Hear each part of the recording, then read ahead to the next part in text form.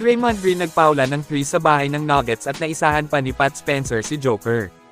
Golden State Warriors kontra sa kupunan ng Denver Nuggets sa baluarte ng Denver mga kaibigan, short-handed na humarap ang Dubs walang Stephen Curry at Al Horford sa kanila. So first quarter mainit agad na umpisa para sa home team mga kaibigan, Nikola Jokic at Christian Braun 2-man game ang paunang atake ng Denver. Ginamit ng Nuggets ang bilis ni Brown at talagang mainit din ang umpisa niya na pati ang mahirap na tira niya dito over Jonathan Kuminga ay naipasok pa niya. Natagalan ng sagot ang visiting team 2-man game ni Draymond at Jimmy and Juan sa harap ni Murray. Pero mukhang may sumasakit kay Jimmy, masamang senyales ito. At ito pa ang turnover talaga nila ang dudurog sa Warriors. Tingnan nyo nga naman ang pasa ni Brandon Podziemski, sobrang halata, na nagresulta ng driving 2-point basket ni Gordon. Tuloy ang magandang umpisa ng Nuggets kaya lumamang agad sila ng double digit against visiting team. Buti na lang naipasok ni Post ang tira niya dito bago isara ang unang quarter sa score na 32-21. 11-point lead para sa Denver.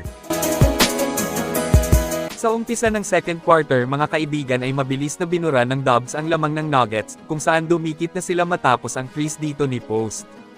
Yun nga lang, grabe, sunod-sunod na threes naman ang bawi ng Denver Nuggets, ang daming threes na naipukol nila pagkatapos dikita ng GSW.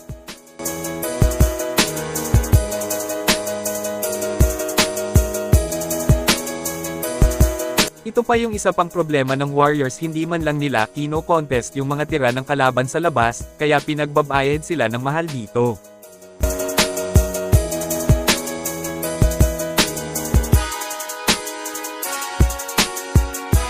Kung saan mas lumobo pa ulit ang lamang ng home team ng 17 points sa pagtatapos ng second quarter sa score na 66-49.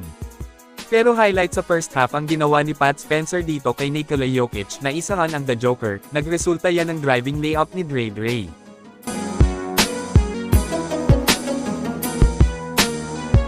At isa pa nag-ala Steph Curry si Green, kung saan nagpaulan lang naman siya ng 3 sa larong ito, season high 5 threes in counting dito sa third mainit si Draymond.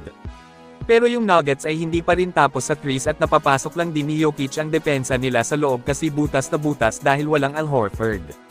Kontrolado ng Denver ang bakbakan mga kaibigan, tambak na ang dayo sa kanila.